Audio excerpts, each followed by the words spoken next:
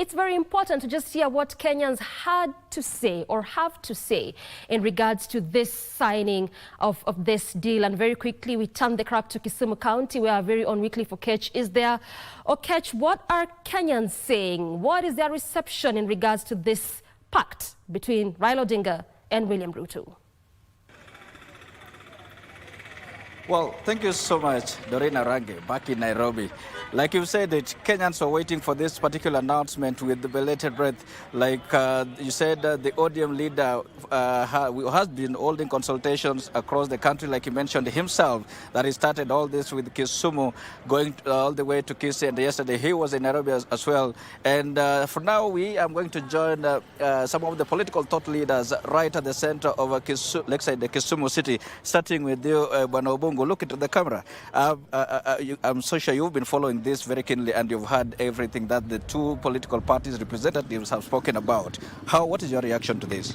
On behalf of the great people of Kisumu County and the Kenya Bunge la Wananchi Caucus, as their president, I want to congratulate His Excellency President William Samoei Ruto and Prime Minister Raila Amolo Odinga for putting the interests of the country forward. We want to believe that whatever they have done, because I've taken my time and listened very carefully as the two leaders read their statements and based on what they agreed upon.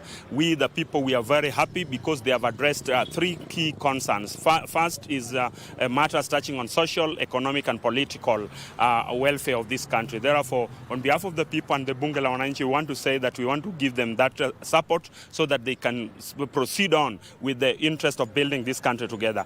As I finish, I want to tell them that matters touching on health, particularly the SHA, has been a problem. But I've had Raila Amolo Odinga talk about it. The matters touching on abductions, we have also had the two leaders talk about it. The matters touching on the compensation for the victims of the police brutalities, we have also had them talk about that. Historical injustices and how they are going to address it. The matters touching on corruption and any matter touching on the youth unemployment, we have had them talk about that. We want to believe that they have put the interests of the country forward and all that they have promised us is good.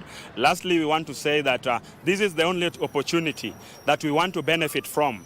We want a leadership that is all-inclusive, a leadership that focuses about the young, the old, the PWDs, and all the population of this country. A leadership that does not preaches tribalism. We want a leadership that focuses on the diversity of this country and the interests of the Kenyan people at large. On behalf of the Bunge, we want to say that we also want to be given an opportunity to also get something that can take us forward, because we have been in this struggle for quite longer. Thank you, and may God bless you. Thank you so much, brother. Doreen, very lastly, I have also one more. Alfayo Ngoro. There has been some sort of concern that the coming together of Raila Odinga and His Excellency the President, that is President William Ruto, it leaves the electorate on the sideline. What's your reaction to this particular narrative? I'll hold it for you, just look into the camera. Thank you very much. This is Alfayo Ngoro speaking on behalf of Kenya, on behalf of the people of Kisumu and the entire Muhoroni constituency and the Chemelil Tamu ward where I represent, or where I'll represent come 2027. Tell us about your reaction to this My pact. reaction about this pact with William Ruto and His Excellency Raila Amolo Odinga. We are very much grateful about this reaction, because definitely we want a government of inclusivity. That is number one. As concerned with the people of Kisumu, we are so much happy with this inclusivity, because number two, we don't want regional politics.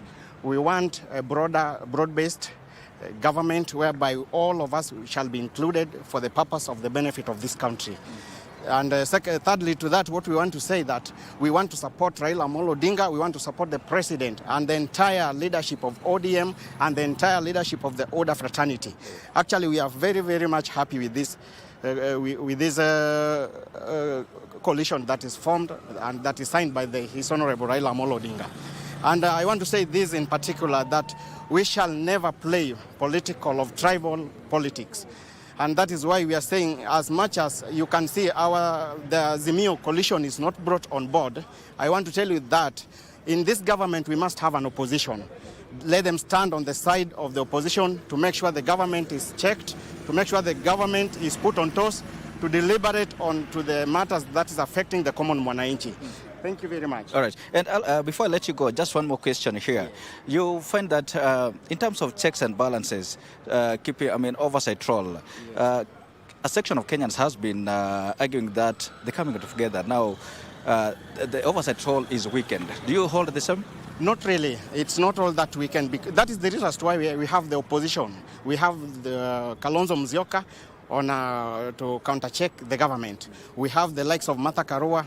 They are also coming together in form of opposition to countercheck the government in terms of checks and balances.